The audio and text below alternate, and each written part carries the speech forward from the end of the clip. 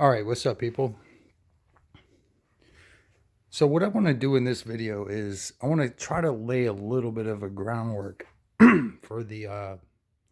It's not. I don't think I'm going to make a video. I think what I'm going to do is make a series of videos on this because I think it's really.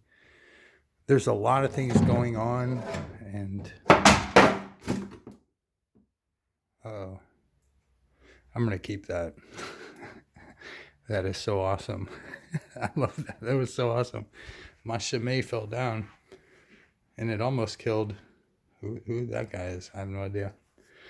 Oh wow, that was so super cool. So, what I want to do is I'm gonna have to go behind Darth Maul here a little bit. I'm gonna have to move him over slightly. I'm gonna take over this book here. This book by this guy. Now, what's really going on is that you've had thousands of years of philosophical development in which people were really trying to understand why the world works the way it works. So they were doing something which was rational metaphysics. And so they were basically using their rationality to determine the metaphysics. Then along came this guy. I'm not going to take his books off. This guy, Hume, David Hume. And basically what he did was he said, there is no such thing as metaphysics. It's goofy. There is no law of cause and effect. There's just basically, he was an empiricist. So he's basically like, there's just empiricism, which you can see come around these days, especially with the new atheists, which is why I hate dealing with these fuckers, is because they have no sense of arcade. They have no sense of anything, which gets to a couple people's points that brought this up to me. And it's like, you don't even understand why 1 plus 1 must equal 2. If you start getting to that critical of a level, which, some people tried to reply to, like, you had Descartes, which, fanciful as it was. But what this guy did, Immanuel Kant, and you should read this book, and it's not a long book, it really isn't, and it's much easier than his critique of pure reason. It's basically meant to be an introduction and a summary, but the idea is basically this, is that it's a critique of metaphysics itself. So like, and I don't agree, this was formative to me, but I don't agree with most of it these days, but I do agree with the thrust of it. And so the idea is that basically you have the phenomena of perception, which is basically like what you see, what you hear, what you intuit, everything else. And then from that, you try to get to another level of like, this has to be beyond that in order to account for that. And whereas the rationalist went a certain way, he went exactly the other way, and he tried to base everything.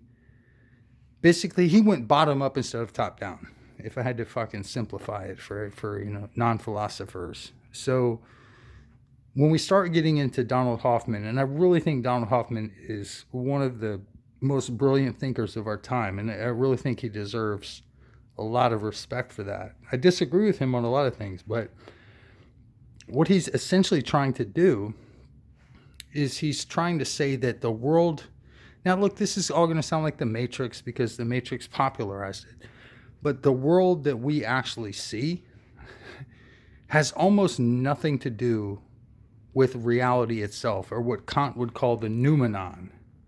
Kant would call that the noumenon, as opposed to phenomenal awareness or the phenomena of perception. So like if I see, like this is what would be called a panorama of perception. He would say that, yeah, okay, that's the panorama of perception, but there's a noumenon behind that you have no concept, no way of knowing. And the only way you can even kind of get to a little bit of it is to understand what he called the antinomies of reason, which are basically like when you can take, and I thought Kant was brilliant for doing this, you can take two things that can both be proven, supposedly proven, like rationally proven, philosophically proven, from everything that we observe, and you can show that they both contradict each other at the highest levels. And he said from those you can derive a philosophy of metaphysics. Now, look, like I said, Kant opened a door. I've said the same about LaVey. Kant opened a door. I don't take Kant's, actual philosophy that seriously, but he was the guy that, at least for me, opened a door to understand that everything that you think you know could be a gigantic, I don't want to say illusion, but it's kind of like that. It's kind of like there's something else going on that you're not aware of. And when we get to Donald Hoffman, you're going to see that that's his exact point. And then when I combine that with Buddhism, and then I combine that with my critique of atheism, there's going to be some fun. So we'll get cracking on that in a minute. No, well, not today. I just want you guys at least to familiarize yourself with this. You can read it online. It's open source. You can read this online. The actual title is the Prolegomena, which means a problem to any future metaphysics that can qualify as science. You should at least familiarize yourself with that. Before we start getting into Donald Hoffman and his critique of physics and, normative physics these days, that kind of thing, you really need to understand the philosophical underpinning, because at the end of the day, science does answer to philosophy. I don't care. I'll probably upload something, an argument that I had with somebody where I just made them quit. Matter of fact, I will. I'll upload it to my community page because I think it was funny as fuck, and I made this motherfucker quit. Anywho, yeah, we'll get back to it. It should be fun. This is not part of the series. This is just me trying to explain where it's going to go, how it's going to go, and what prior reading that you should have, as far as philosophy goes. Read Hume. I mean, definitely read Hume. Read David Hume. 1000%. And then read Kant's, you can even go fucking Wikipedia it if you want. If you want the, you want the Cliff Note version. But understand where these guys were coming from and what one guy was trying to do and what the other guy was trying to respond to. Because Kant was directly answering Hume. So there we go. I'll leave you guys to that and think about it for a minute, and then I'm going to fucking do a community post where I show how I just eviscerated somebody. But anywho, have fun. Gotta love the bookshelf.